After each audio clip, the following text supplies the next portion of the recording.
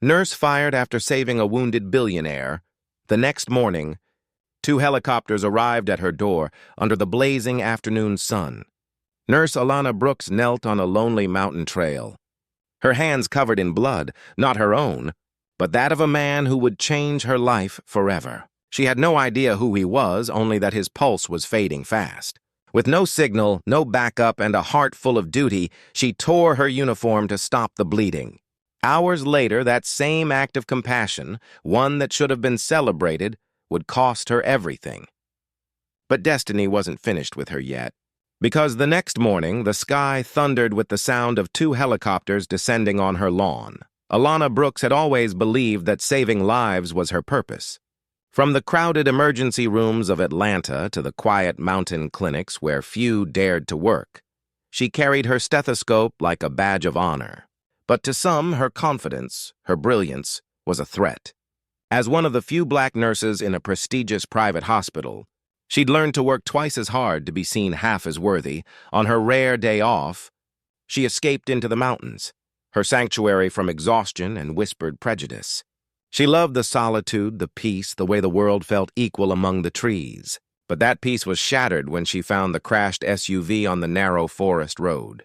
Smoke curled from the hood, and a man lay motionless beside it, bleeding heavily from his leg. Training took over. She moved fast, using her hiking gear as makeshift medical tools. Hours passed before rescuers arrived, guided by her flares and steady hands. When the man was airlifted away, she slipped quietly into the background, unaware that the cameras on scene had captured her face, and that the world was about to find her. By morning, her name was trending. Black nurse saves business tycoon in remote mountains. But instead of gratitude from her hospital, Alana received a cold letter of termination. Violation of professional boundaries, it read. Her heart sank. They hadn't even said thank you. The headlines spread faster than wildfire. Reporters dug into every corner of Alana's life, questioning her intentions. Some praised her heroism. Others accused her of exploiting the accident for fame. The hospital issued a statement distancing itself from her actions, claiming she'd left her assigned post without authorization. Alana tried to stay calm, telling herself the truth would speak louder than lies, but it didn't. Within a week, her reputation was in ruins. Job offers vanished. Colleagues avoided her. And the same hospital she'd served for 8 years branded her unprofessional. At night, she replayed that mountain scene, the smell of pine, the man's faint breathing, her desperate prayer for him to live. She couldn't understand how saving a life could destroy hers. Behind closed doors, whispers filled the boardrooms of the hospital's corporate sponsors. The man she'd saved wasn't just wealthy, he was untouchable. Billionaire industrialist Henry Caldwell, known for his empire of defense contracts and political influence. His inner circle didn't appreciate that his savior was a black nurse from a public background. They'd rather erase her from the narrative than let her stand beside him as an equal. Days turned into weeks. Bills piled up. Her confidence fractured. Yet, despite everything, Alana never spoke out publicly. She refused to let bitterness define her. Instead, she volunteered at a community clinic, helping people who could never afford hospital care. One evening, as she walked home, she saw a convoy of black cars parked near her neighborhood. Men in suits watched from a distance, their presence unsettling. She wondered if she was being followed, if someone wanted her silent forever. But she had no secrets to hide, no agenda but compassion.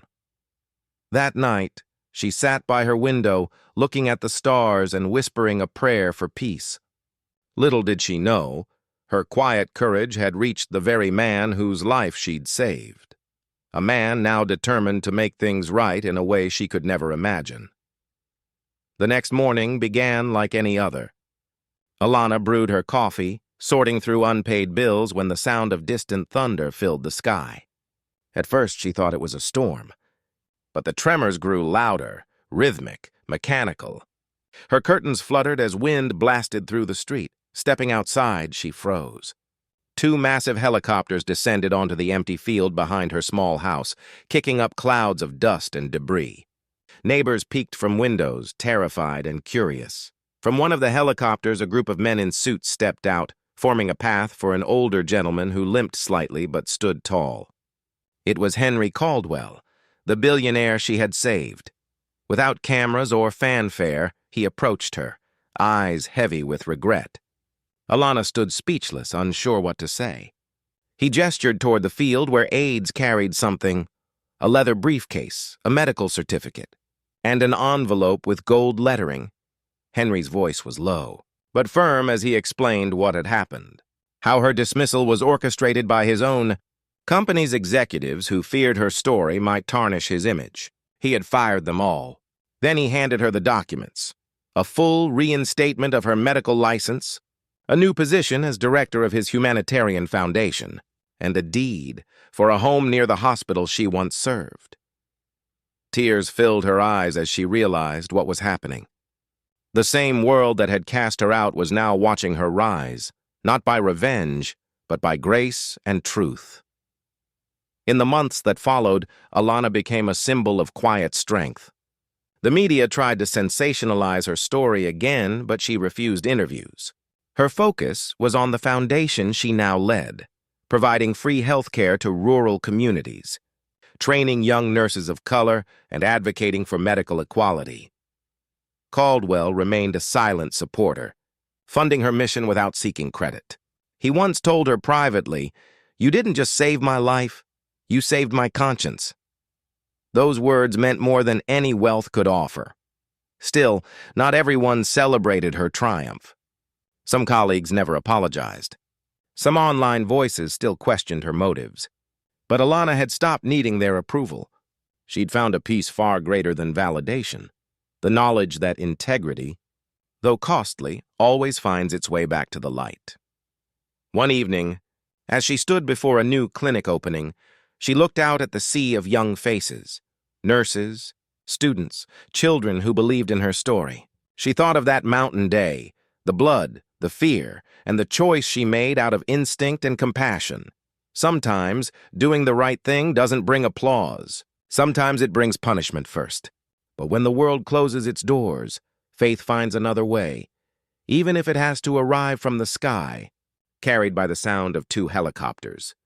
She smiled, whispering softly, "Let them hear the noise of justice. Prejudice may silence truth for a moment, but righteousness always finds its voice. When a system punishes kindness, it exposes itself, and change begins with the courage to act anyway."